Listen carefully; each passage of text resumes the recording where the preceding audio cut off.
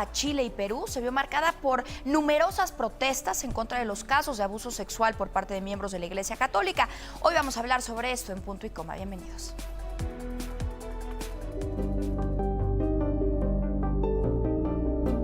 En febrero de 2017, la decisión de reducir las sanciones a grupo de curas pederastas por parte del Papa Francisco llamó la atención de los medios de comunicación. El sumo pontífice redujo discretamente las sanciones, aplicando su visión de una iglesia misericordiosa a los autores de uno de los delitos más graves en el clero, algo que cuestionan las víctimas y los propios asesores pontificios. Durante su visita a Chile, el Papa Francisco se disculpó por los casos de abuso sexual por parte de miembros de la Iglesia Católica y se comprometió a ayudar a las víctimas para que esos sucesos no sigan ocurriendo. Sin embargo, durante el viaje de regreso al Vaticano, tras concluir su visita a Perú, insistió en la inocencia del obispo chileno Juan Barros, acusado de haber encubierto al sacerdote condenado por abusos sexuales Fernando Caradima, y reiteró su derecho a la inocencia hasta que no se demuestre lo contrario. Continuò a fare l'indagine su Barros, no? Vengono le evidenze. Per questo è quello che io ho voluto dire. Non posso condannarlo, perché non ho le evidenze, ma anche io sono convinto che è innocente. Además admitió que las palabras que usó para defender al sacerdote Juan Barros, acusado de encubrir casos de pederastía, resultaron una bofetada para las víctimas de abuso sexual, por lo que se disculpó. Cosa sentono gli abusati? E lì, con questo devo chiedere scusa, perché la parola prova ha ferito a tanti abusati. En Chile, casi 80 religiosos abusaron de menores desde el 2000, así lo reveló la ONG estadounidense Bishop Accountability. Uno de los casos más emblemáticos que marcaron a la sociedad chilena es el del sacerdote Fernando Caradima, denunciado en 2010 por varias víctimas de abuso sexual. Sin embargo, el Vaticano solo lo condenó a retirarse a una vida de oración y penitencia.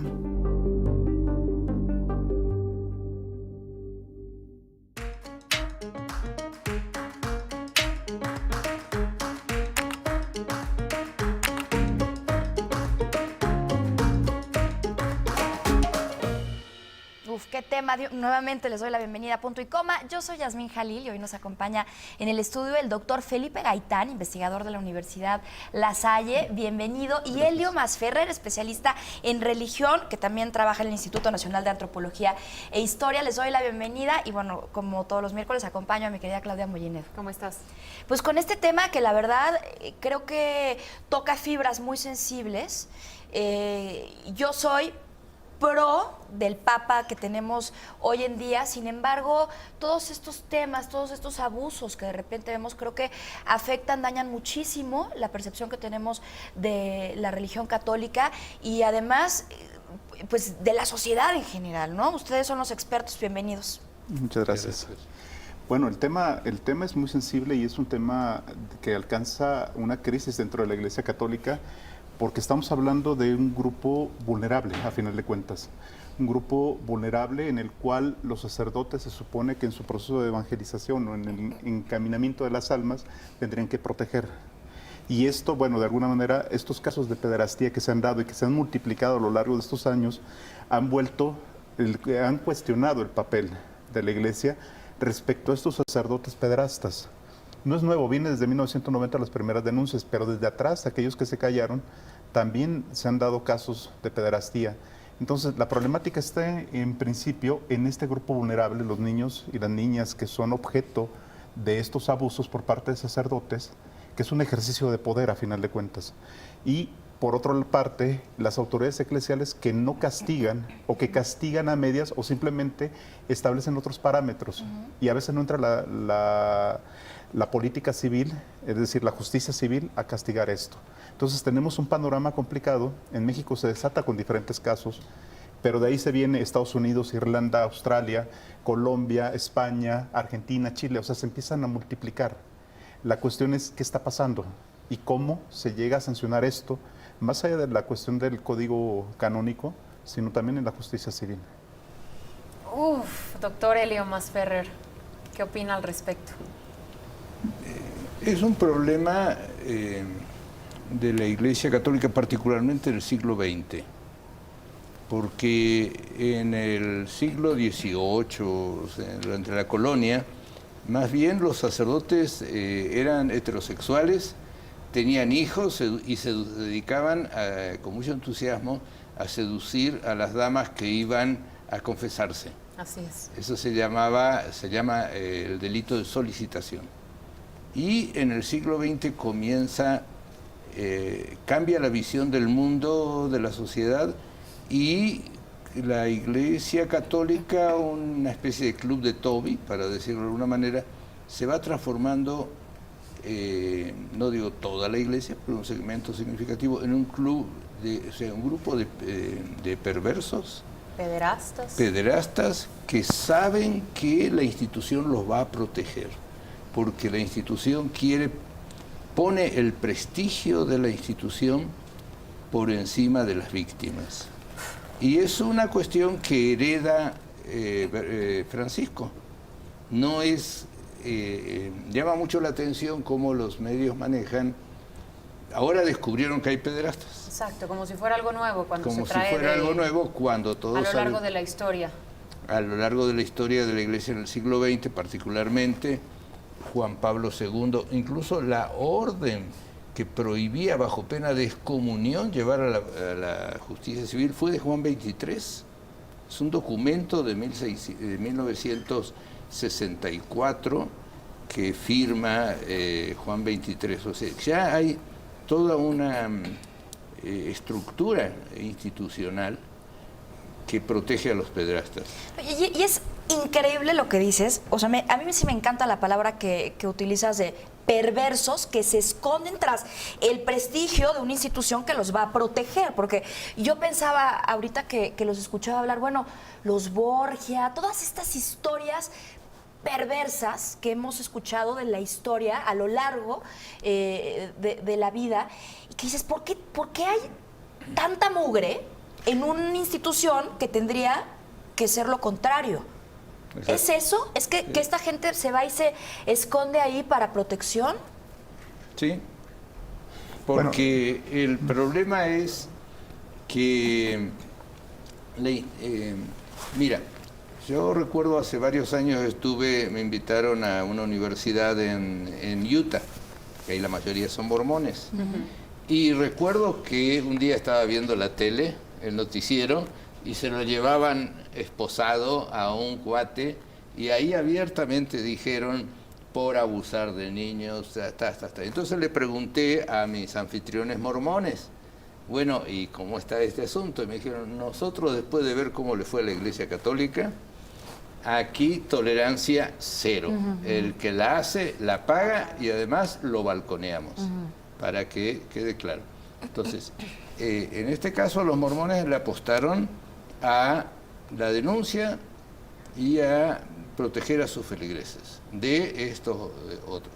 En cambio, la Iglesia Católica, con una estructura mucho más clerical, lo que hizo fue poner la institución por delante de su feligresía. Y ahora tiene el problema que ya con el desarrollo de la información, la comunicación, las redes sociales, los más media, entonces ya no lo pueden tapar y ahí le estalla.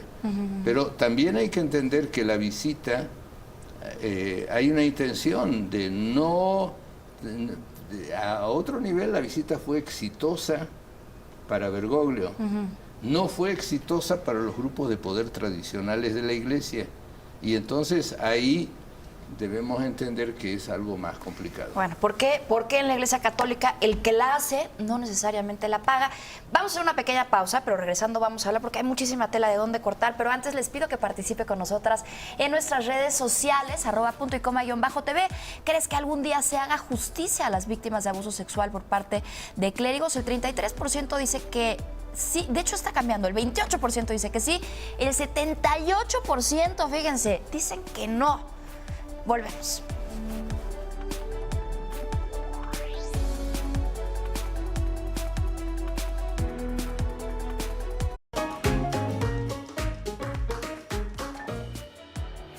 El pontífice argentino pidió disculpas, ahí tenemos una imagen poderosa sin duda, a las víctimas por usar la palabra pruebas, que dijo les ha herido.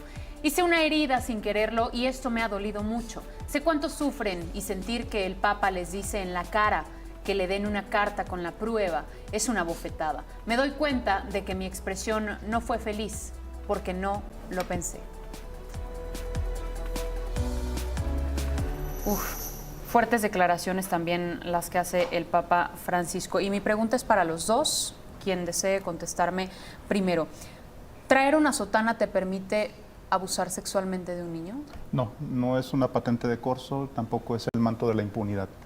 En el caso de los sacerdotes, si bien es cierto, la institución lo ha protegido, recordemos que los casos de 1990 y a la fecha pensaron que lo podían controlar, lo podían someter y podían de alguna manera manejarlo. Le ha costado millones de dólares a la iglesia en Estados Unidos, millones de dólares, pagar esas indemnizaciones. Y hay que tomar en cuenta que muchos de los casos son ex post, es decir, han pasado años y ya los niños ahora son adultos que llegan a denunciar. Una de las cosas importantes dentro de la Iglesia Católica es esta cuestión de la doble moral y se vuelve muy sensible porque es un tema de alguien que está predicando la moral y la ética, tendría que también practicarlo de alguna manera. Esos casos de curas sacerdotes pensaron que llevándolos a retiros o retirándolos de sus diócesis podían controlarlo. El problema es la multiplicación de, como decía Helio, los medios de comunicación han dado una cobertura amplia a esto y se encuentran con que no es uno ni dos, sino es un grupo amplio a lo largo de la Iglesia Católica en todo el mundo. Y frente a eso tienen que hacer, alguna manera, tienen que hacer frente. Y lo peor es que lo hacen desde su ámbito eclesiástico, es decir, pensando que la ropa sucia se lava en casa y desde ahí lo van a controlar. ¿Qué es lo que hacen? Mueven sacerdotes, lo llevan a reclusión, lo retiran del servicio sacerdotal, pero el problema sigue estando ahí presente.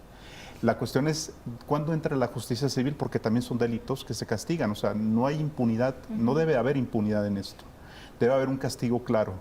La cuestión es, estos casos ya pasaron, son ex post, son adultos los que están. ¿Qué pasa con los casos que están ahorita, que son presentes, que no están visibilizados? Porque lo que vemos son los casos denunciados, pero aquellos que no han sido denunciados, por diferentes razones, porque las víctimas no están en posición, son niños a final de cuentas, están en instituciones altamente vulnerables, que son orfanatos o seminarios, etcétera, que hace todavía más problemático el asunto de visibilizar esto dentro de la Iglesia. Se han dado desencuentros entre la Iglesia Católica y la justicia civil de los países. En algunos casos lo retiran, los encubren, pagan las indemnizaciones como si eso fuera suficiente. Restablecer el daño o reparar el daño solamente con eso. En realidad faltaría una política de mayor agresión por parte de la Iglesia, más agresiva en términos de atacar este problema, no pidiendo disculpas, y en el caso de Bergoglio, bien se dice, es un tema heredado, que no es nuevo, viene de Juan Pablo II, cuando se hace público. Se hace público en Juan Pablo II, se hace público en Ratzinger, Bergoglio lo toma, y bueno, se enfrenta a esto a final de cuentas. Felipe, pero ¿por qué no están haciendo lo necesario? O sea, estamos diciendo, a ver, pues se está perdiendo la fe, ¿no? Sí, pero se está perdiendo la fe porque además no vemos que casi que estén asesinando a esta gentuza que está haciendo eso. O sea, no es que diga, bueno, mátenlos, pero sí necesitan un castigo digno. Debe de hacerlo, y lo que hacen es, se pierde la confianza y la legitimidad de los sacerdotes en esa palabra de Dios que supuestamente ellos pregonan. Y la cuestión aquí es, la Iglesia Católica dentro de su derecho canónico, lo más grave que puede ser retirarlo del servicio pastoral y, bueno, establecer ciertas medidas, pero no va más allá, no hay una cuestión policíaca. Hay otro problema, y es la justicia civil. Lamentablemente, nuestro sistema judicial no está preparado para defender a la víctima. Si alguien va a denunciar una violación en el derecho mexicano, tiene que haber sucedido en los últimos 6 meses. Tiene que llevar pruebas físicas del abuso, etcétera. Entonces, y además, cualquier persona que haya sido abusada, así no sea un sacerdote, llega y desconfían de la persona. Y entonces la persona es, un civil, es doblemente victimizado por el agresor y por el sistema judicial. En el caso de las víctimas de abuso de sacerdotes, es además victimizado a otro nivel, su propia familia, en muchos casos, no lo respalda. Entonces, en nuestra cultura jurídica va a tener problemas con el aparato judicial, con la iglesia, con la sociedad que va a acusar. O sea, ustedes recuerdan las declaraciones estas de Sandoval Íñiguez, el cardenal, que bueno, cómo quieren, miren cómo andan vestidas, ¿no? O sea, bueno, pero de repente... Y los niños que miren cómo ¿por qué traen shorts o qué? Hay declaraciones de un obispo de España. que dice, español, que dice, bueno, pero es que hay jóvenes que provocan, ¿no? O sea, bueno, el niño de 12 años lo está provocando, bueno, ¿dónde está el personaje, no? O de menos. O de 6. O de 6. Entonces, el problema es que hay toda una estructura cultural que no apoya a la víctima. Entonces, ahí es donde precisamente con el desarrollo de los mass media, con las redes sociales, etcétera, ya las víctimas se estructuran y ya hay un espacio para las víctimas. Pensemos en lo que pasa o lo que está pasando con el acoso en Estados Unidos, en Hollywood y en todos estos contextos, ¿no es cierto?, donde hay esta cosa, denuncia tu cerdo, ¿no? O sea, hay una respuesta. Entonces, creo que es positivo un cambio en la cultura de la sociedad, pero ahora, también se necesita un aparato judicial dispuesto a actuar. En el aparato judicial entiendo pues que tiene que haber ciertas pruebas para poder juzgar a alguien, ¿no? Porque Sí, si no pero podría llegar una pero mujer despechada y decir me violó y que no sea cierto, No, puede pero suceder. en Estados Unidos te aceptan pruebas psicológicas. Ok. En México no. En México tú tienes que llevar una muestra de semen del que abusó. Y si fue violado, si es un niño, ¿qué va a estar juntando pruebas? Un adulto va a estar juntando ¿Y pruebas. qué pasa en el Vaticano en particular? O sea, el Vaticano en su momento lo que hizo fue dejarlo que las diócesis lo arreglaran. En el caso de los 90 fue en la diócesis de Boston y en Australia. Pensó que lo podía arreglar a nivel de las diócesis, dejar que la propia dinámica local lo fuera encauzando. Pero se dio cuenta que era un problema de ella misma, del Vaticano como cabeza de la Iglesia. Y no por nada, por ejemplo, les explota el caso Maciel, que es el caso ejemplar en México, que es encubierto de diferentes maneras. Entonces, en ese sentido, la Iglesia piensa retraer esto a su propio ámbito de decisión, con unas decisiones que no hacen justicia, sino más bien restablecen la estructura de la Iglesia y la víctima queda en ese limbo. ¿Cuáles son estas decisiones de las que hablas para ponernos un El poquito derecho en canónico contexto? habla de algunas cosas, por ejemplo, lo más grave es retirarle del servicio sacerdotal, o sea, retirarle el que pueda proveer los servicios eucarísticos. Pero también antes puede ser retirado de su diócesis, cambiado, llevado a retiro en un proceso como de tratamiento, etcétera, etcétera. O sea, no es nada. Para la justicia de una víctima, nada. No, además prohíbe el documento de Juan 23, prohíbe expresamente bajo pena de excomunión mayor que se lleve a la justicia civil. O sea, que eso es lo que en Estados Unidos, con otro sistema judicial, sirvió de base para obligar a la Iglesia Católica, a las diócesis, a ser solidariamente responsable. O sea, no puedes poner a un sacerdote o ex sacerdote a que lo juzgue la justicia civil. La Iglesia no podría. Exacta, más o menos. La Iglesia Católica, hay un documento que prohíbe expresamente a sus sacerdotes religiosos, etcétera, llevarlo a la justicia civil. O sea, no es que le diga, simplemente le dice, no le vas a dar información, lo vamos a arreglar adentro. Y simplemente, si el asunto hay mucho escándalo, lo mando a otra parroquia. Y como lo arreglan o es lo así mando como a es. otro país. Y entonces Chile, Argentina, México se transforman en una especie de basurero de Europa, Estados Unidos, etcétera. Acá los mandan. Acá los Que mandan. lo que pasó en el caso de la diócesis mexicana, la arquidiócesis con Norberto Rivera, que manda a un sacerdote a Los Ángeles, pero no les dice que es un pederasta. Bueno, dice... Supuestamente, pero lo encubren y está ahí generando... Ahí está, pero dice que se va por problemas familiares y de salud a Estados Unidos. Pero nunca le dicen que es pederasta, esa es la cuestión del expediente. Pero en los códigos de la Iglesia... Se entiende. se entiende que el cuate está... Pero no tendrían que existir esos códigos, No, tendría que llega, que ser abusa de claro y 16 llano, ¿no? niños. O sea, Absolutamente. O sea, aquí había abusado de 80 niños en Tehuacán, ¿no? Y se armó un escándalo porque se consiguió 2 sexos servidores y los sexos servidores al cura le dieron una golpiza. insisto, ¿por qué la y por iglesia poco lo entra en esta matan y entonces lo complicidad? manda allá. Y allá abusa de 16 niños, entonces huye de la justicia norteamericana y llega acá y lo manda a... Está dando misa en la Ciudad de México y ahí abusa de otros niños. Ahora, y ahí en, está. en el caso, ¿por qué la Iglesia Católica hace esto y no lo remite a la justicia civil? También hay que matizar una cosa.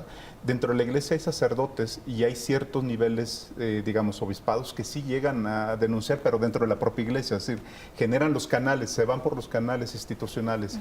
No todos están encubriendo, digamos, hay una parte eclesiástica que sí está encubriendo a estos curas pederastas y no admiten la justicia civil porque ellos están en otro tipo de justicia. No por nada ha durado más de 2000 años la Iglesia Católica, independientemente de las crisis políticas de todos los estados nacionales y de todos los vaivenes políticos. Es una política de obediencia, pero también pensar que su régimen está dado por el reino de Dios y el reino de Dios ellos lo administran. Y por lo tanto, independientemente del poder temporal, ese es otro ámbito, que no tiene que entrar la Iglesia.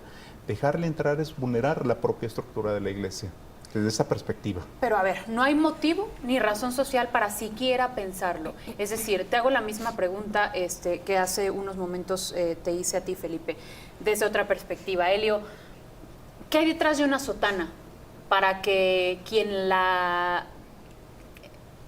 yo le llamo privilegio, quien tenga el privilegio de portar esa sotana se sienta con el permiso de poder violar a un menor de edad, a un inocente? Esa es la pregunta por el $1.000.000. En definitiva, en la cultura mexicana, el sacerdote es un hombre de Dios. Y la gente, a nivel, tú vas allá en la Ciudad de México no tanto, pero hay gente que va y le besa la mano, se arrodilla, Sí. en actitud de respeto a la persona. Entonces, en la cultura mexicana es un hombre consagrado, un hombre que maneja lo divino. Pero el problema es que ha cambiado la cultura, entonces no se ve el celibato como con la mística que se podía ver en otro momento. Esto hace que mucha gente entra a la Iglesia Católica como sacerdote, algunos por vocación, mística, etcétera. Pero hay otros porque es una buena chamba, donde puedes hacer lo que se te pega la gana y vas a tener una institución que va a poner el prestigio de la institución por encima de tu delito, entonces te va a encubrir. Y ahí es donde hay muchas personas distintas detrás de la sotana. Claro, que parte de eso nos platicabas justamente al inicio del programa, los intereses que se mueven adentro de lo que pudiera... Pero además en lo personal, o sea, en definitiva estás en un lugar que te va a asegurar trabajo, respeto, acceso a muchos recursos, a una estructura institucional amplísima, a nivel educativo, etcétera. Entonces, es un espacio atractivo en términos laborales si lo ve como chamba. Ahora, dices Ese es el prestigio de la institución, qué arma de doble filo, ¿no? Porque este prestigio hoy lo que está haciendo es que todo el mundo volteemos y que existan estas manifestaciones que hemos visto en las giras del Papa, porque la gente está hasta el gorro de ver las injusticias que se están cometiendo en el nombre de este prestigio que se está convirtiendo cada vez en algo más lejano. Claro, y en este caso, bueno, le toca a Francisco resolverlo, siendo cabeza de la Iglesia y todas las ¿Y cómo crees que lo está resolviendo? Porque yo lo decía en un principio, a mí él me encanta, él me parece un papa innovador, me parece un papa moderno, me parece sencillo, me fascina que se baje para ver a la mujer que atropellaron y que se quede ahí hasta asegurarse que no le pasa nada, me fascina que la cercanía que tiene con la gente. Sin embargo, sí, esta respuesta cuando yo la vi dije, ¿qué? ¿Cómo que? A ver, esas son calumnias, yo necesito ver pruebas. Bueno, hay que tomar en cuenta que también hay casos en Argentina que le tocó siendo el cardenal. O sea, no directamente, pero estuvo presente. ¿Y que sí como fueron cardenal. calumnias? No, fueron comprobados, o sea, están ahí los casos. En Francisco le toca, recordemos que su estrategia ha sido más pastoral, a diferencia de Ratzinger, que era más teológico y demás, y en esta pastoral tiene que acercarse, y por eso esa cercanía con las causas, con la gente y demás, lo obliga también a abordar este tema y a veces se dice y se desdice. Exacto. Entonces, primero le dice, denme pruebas, y la carga se va a la víctima, es decir, preséntame que es cierto lo que me estás diciendo, en lugar de investigar. Y por el otro lado después dice, no, bueno, discúlpeme. Francisco está atrapado en diferentes frentes. Por un lado tiene esta pastoral y tiene que denunciar estos casos, pero también tiene la cuestión de los grupos más conservadores que dicen nadie entra en la Iglesia Católica. Nosotros somos los que manejamos las estructuras y por lo tanto nadie entra, y los otros le exigen también que dé una respuesta a eso. Está metido en estos, está en ese entramado. Para decirlo más sencillito, hay unas mafias internas de todos los calibres. Porque por un lado, la curia romana es una estructura burocrática donde hay un conjunto de cuestiones mafiosas. Por ejemplo, Bertone, el ex secretario de Estado, se gastó más de 600.000 euros en arreglar el departamentito que le tiene, que es de 300 metros cuadrados.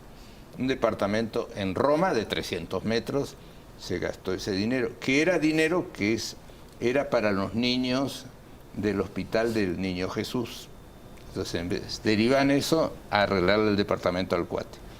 Después están los sobrinos de los curas y los obispos, que es un eufemismo para referirse a los hijos biológicos, pues también hay heterosexuales. Y luego están los episcopados nacionales, que también le dicen a Francisco, tú llegaste a Chile, sí, mi cuate, pero en Chile nosotros somos la Iglesia Católica y tú no vas a hacer ni esto ni aquello, le ponen condiciones. Estamos sin duda en un momento clímax, en un momento determinante en el que se tendrán que tomar decisiones drásticas y pudiera ser, esa es mi pregunta de regreso del corte, esta la oportunidad de Francisco para ser diferente.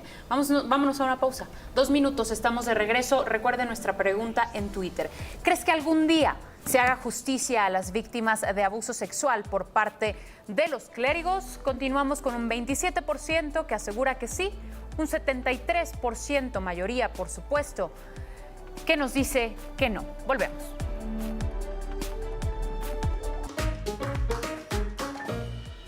El polémico caso más reciente de abuso por parte de la Iglesia Católica fue el de Chile. Sin embargo, no es la primera vez que se encuentran inmiscuidos en estas situaciones, principalmente situaciones de esta índole. Estados Unidos, Irlanda, Argentina, Colombia, España y México, como bien nos lo mencionaba Felipe al inicio del programa, se suman a la lista en donde se han suscitado anomalías en las formas de operar y acciones por parte de los miembros de la Iglesia Católica. Uno de los casos más sonados fue el del padre Marcial Maciel, a quien formalmente se le acusó de cometer abusos sexuales en contra de miembros de la congregación y estudiantes a partir del año de 1997. Bueno, si algo nos ha demostrado la historia es que la fe ha movido montañas y la fe ha sido mucho más grande que los atropellos cometidos dentro de la iglesia. Hemos tenido historias como las cruzadas, hemos tenido historias, por supuesto, de toda la vida, a lo largo de esta historia que comentó, de abusos contra menores, hemos tenido también torturas, castigos por parte de la Inquisición.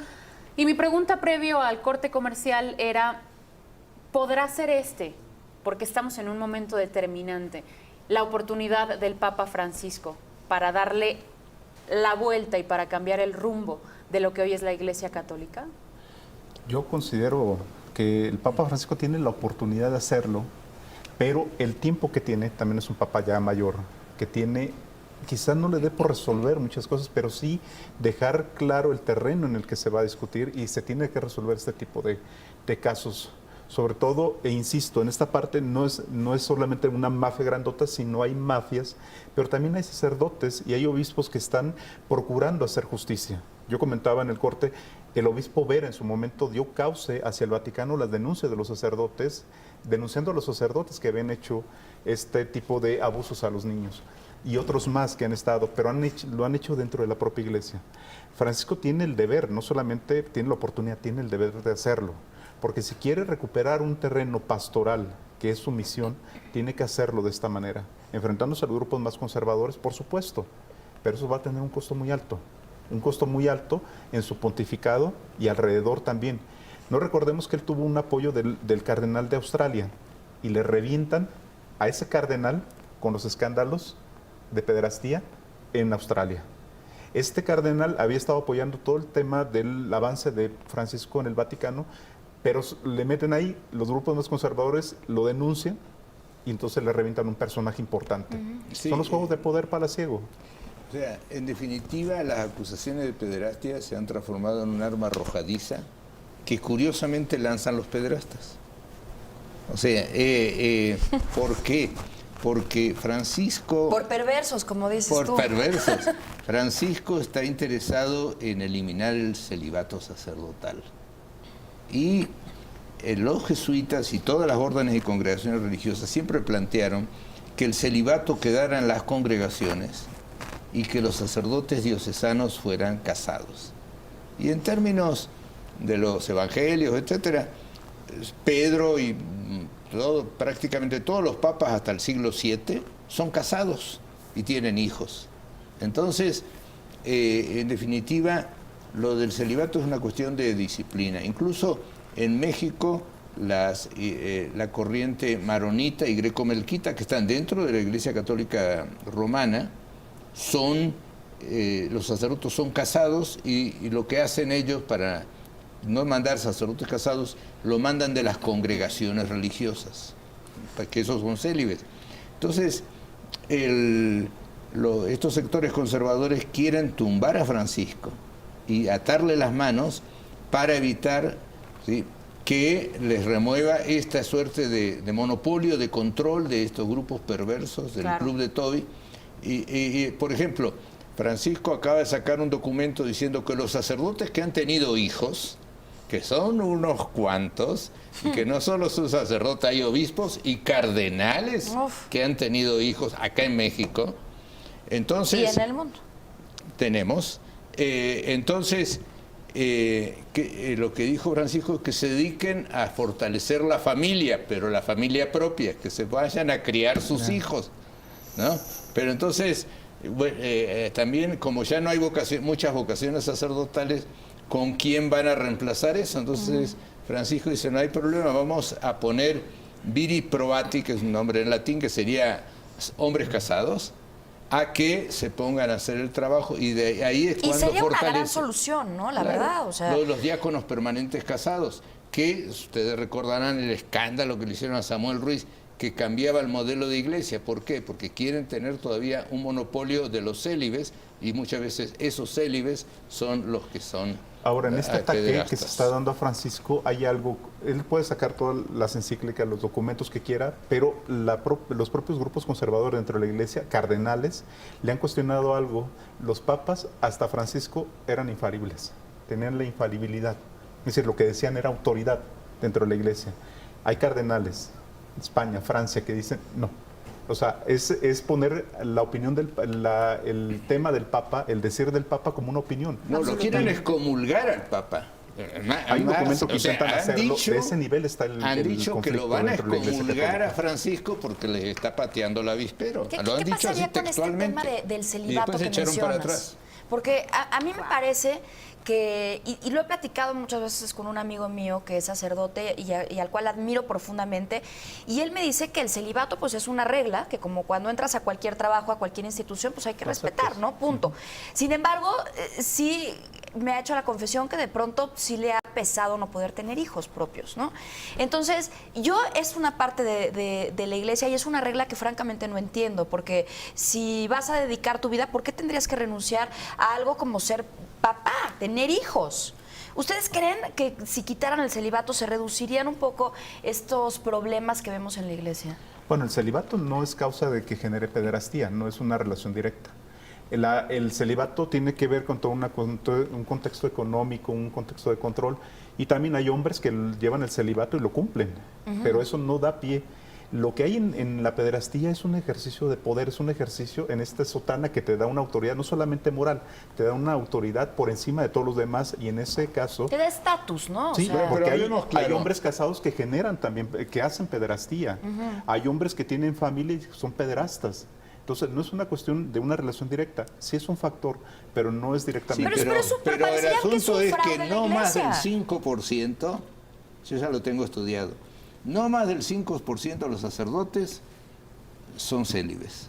Wow. El 95% o es gay y vive con su pareja, o tiene mujer e hijos, o tiene cosas esporádicas, ¿no? O sea, en definitiva contrata servicios de prostitución. O sea, es Me una acuerdo regla que no en se La cumple. Salle, en Pero- La Salle, pero en el- hubo una vez un sacerdote que quedó muerto en la colonia Roma, había contratado a 2 damas, ¿no? En La Para Salle, que en la le Náhuatl, dieran en todos, apoyo o sea. espiritual, ¿no? Y en el esfuerzo se murió. Entonces un escándalo hace como 30 años, ¿no? Y entonces resulta que ese tipo de estructura lleva a apoyar la prostitución masculina o femenina porque contratan sexos servidores. Yo tengo otro relato de una escort aquí en México. Fue a pedir apoyo espiritual y entonces el sacerdote... Acabó cobrándole la consulta, Tuvo la peor. confesión. El sacerdote, un joven, le dice, oiga, mire, pero quizás sería mejor que usted viera algún sacerdote en una congregación religiosa, ¿era? El padre fulano, el padre mengano. Y los miró y le dijo, no, pero es que ellos también van a contratar servicios de escort. Pero bueno, esa es una entonces cuestión yo quiero ética. que usted me dé asesoría espiritual porque usted no va, ¿no? O sea, entonces creo que lo del eliminar el celibato sacerdotal, O sea, tú dices que- sería el avance, un avance Por lo menos significativo. para evitar Pero- eso. Por lo menos para evitar esas mafias de Pero, perversos que insisto- entonces controlan. Insisto en esto, finalmente el contratar recursos, contratar servicios sexuales es una cuestión de entre mayores de edad y puede ser una cuestión ética dentro de la iglesia. En el caso de los niños ya es un delito Claro, no, y no, tiene es otra otra implicación. historia, es otra historia. En un estudio, y lo presenta la BBC de Londres, 4% del total de los sacerdotes se le han declarado, se han identificado que son pederastas, pero 4% de un universo Claro. de ese tamaño. En Estados Unidos, en ese periodo, se identificó un 3%, que son 4,000 en 50 años. No, pero en Spotlight, el psicoanalista que había sido sacerdote les dice el 8% o el 10%, da un porcentaje muy alto y ellos comienzan sobre esa base a identificar los sacerdotes que estaban como en stand-by, estudiando en otra parte, etcétera. En concreto, en México hay 12.000 sacerdotes. Yo revisé la lista de los sacerdotes. Hay 800 sacerdotes que están fuera de la órbita y ¿Qué es fuera de la órbita? Que no están cumplen el celibato. como Sí, sí, sí. que no tienen parroquia.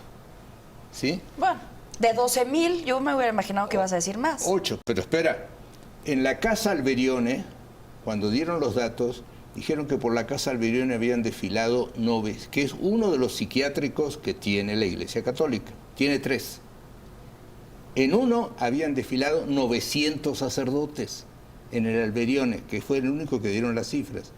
Hay otro área de reposo psiquiátrico que lo manejan los religiosos y acá en la Ciudad de México hay otro también para sacerdotes con problemas. Pero no todos los Y problemas para eso, psiquiátricos tienen que ver con Marcelino, problemas sexuales. También hay que ver cuáles son los Oigan, casos en a los ver, que se están. pone muy buena esta Alcoholismo, discusión, pero tenemos que hacer una pequeña pausa. Hay muchas preguntas, hay mucho que estamos platicando también en el corte que ahorita quiero que lo compartamos con ustedes porque se pone cada vez más interesante. Entonces, hacemos una pequeña pausa, pero les dejo la pregunta que tenemos en redes sociales.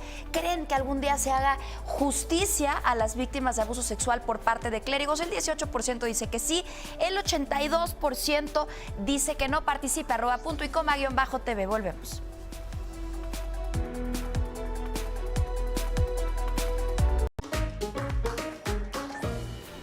Ojalá pudieran escuchar todo lo que platicamos en el corte. En el corte pasado me contaban la historia de un sacerdote, un funcionario de la iglesia, que lo agarraron porque estaba haciendo una fiesta gay tremenda y que cuando lo agarraron no lo podía ni siquiera tomar su declaración porque estaba hasta el tope de cocaína. Ahorita estamos platicando también un poco de lo que sucedió en el Cumbres. Yo era vecina del Cumbres, yo iba en el Vistahermosa y fueron historias que lo platicábamos mucho en mi ámbito, porque además para los niños el Cumbres era como... La cumbre. Sí, como la cumbre, poderte ir al Vaticano con tus profesores, ¿no?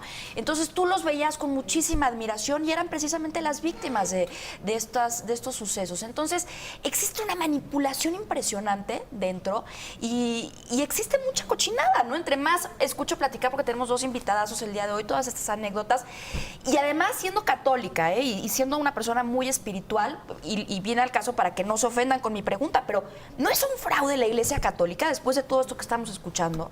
No, lo que yo creo es que la Iglesia Católica tiene que adaptarse a los tiempos. Y si no se adapta a los tiempos, ahí sí es un fraude. Y esa adaptación a los tiempos, históricamente el cristianismo se ha adaptado a los tiempos.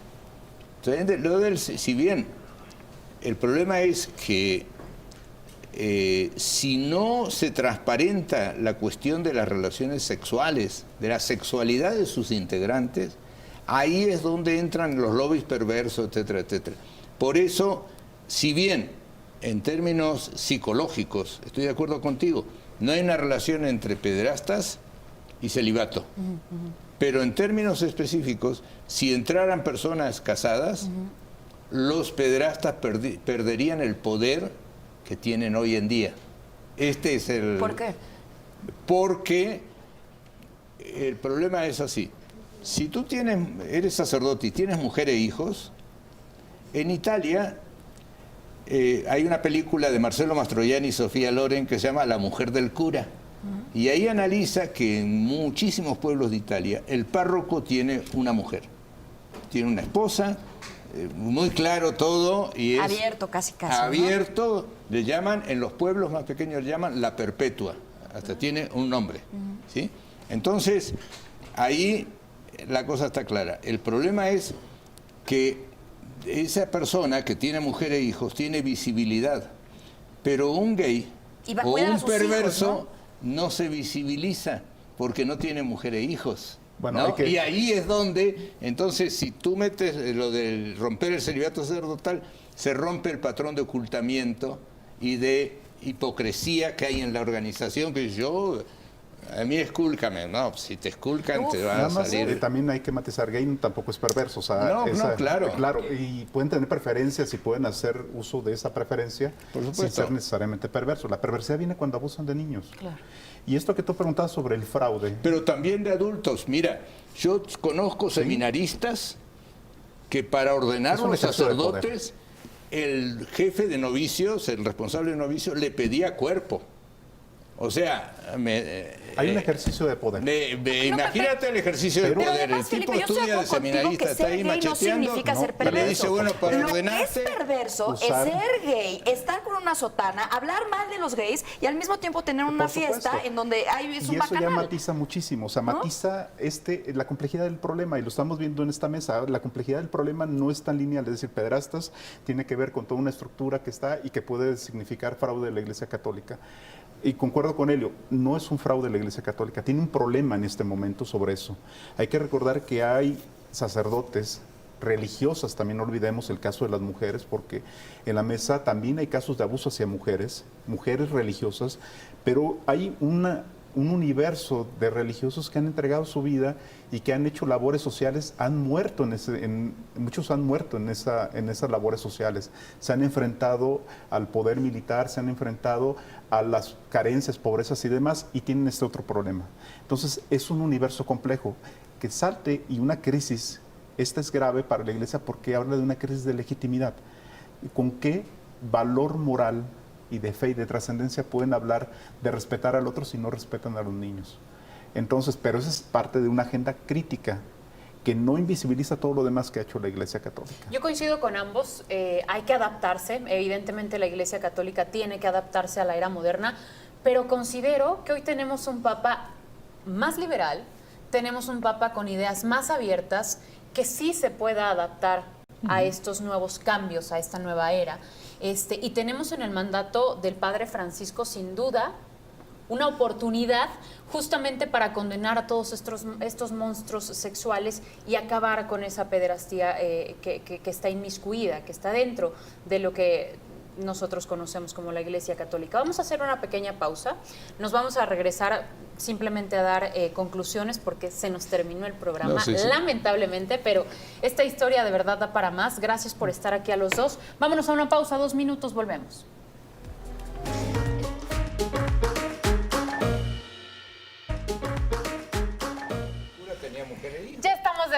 Ya estamos de regreso, qué polémico tema. Vamos también a darle la oportunidad a usted que nos ve y nos escucha todos los días desde este espacio de Punto y Coma, pues para justamente compartir las opiniones que nos han llegado, las cuales agradecemos.